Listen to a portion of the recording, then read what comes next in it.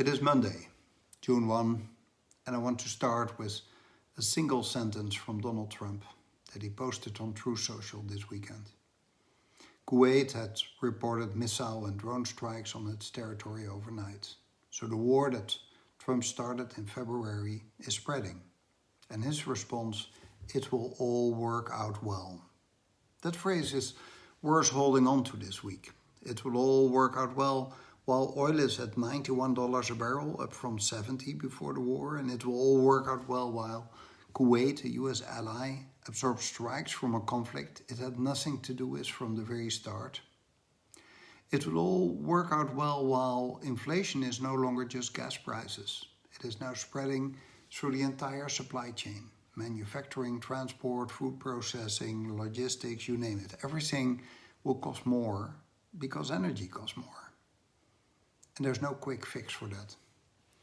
Trump claimed this week that food prices were falling, and the Associated Press fact-checked that claim, and it's false.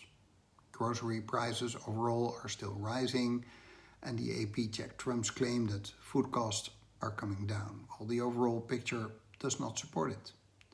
Trump spent months trying to fire Jerome Powell, the chairman of the Federal Reserve. The markets made clear what they thought of that idea, and then Trump had to back down.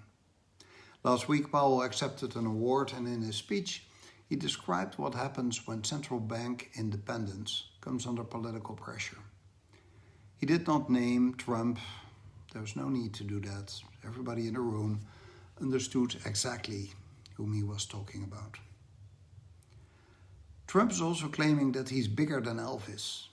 Well, the context, even more artists have now pulled out of his Freedom 250 Great American State Fair, and that is the MAGA-branded competition to the official America 250 anniversary celebration. Martina McBride, Bret Michaels, the Commodores, and others, they all say that they were misled about what they had agreed to. Trump's response was to post that he had much bigger audience than any of these performers, and he included Elvis in the comparison. Elvis sold over 1 billion records. He performed for 50,000 people at a time. He's also dead, which makes the comparison difficult to contest, and also slightly revealing about the level of anxiety behind the claim.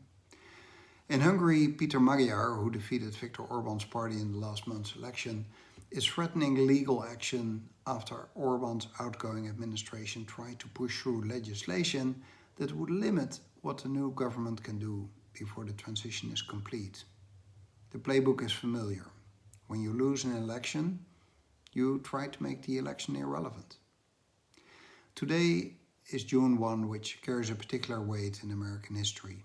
In 1921, a white mob attacked Greenwood, which was known as Black Wall Street, in Tulsa, Oklahoma. It burned it to the ground over 18 hours.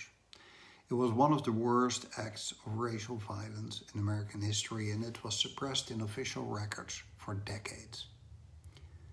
In 2020, on this day, police used chemical agents and clubs to clear peaceful protesters from Lafayette Park in Washington, so that Donald Trump could walk through and be photographed holding a Bible in front of a church that he had never ever attended.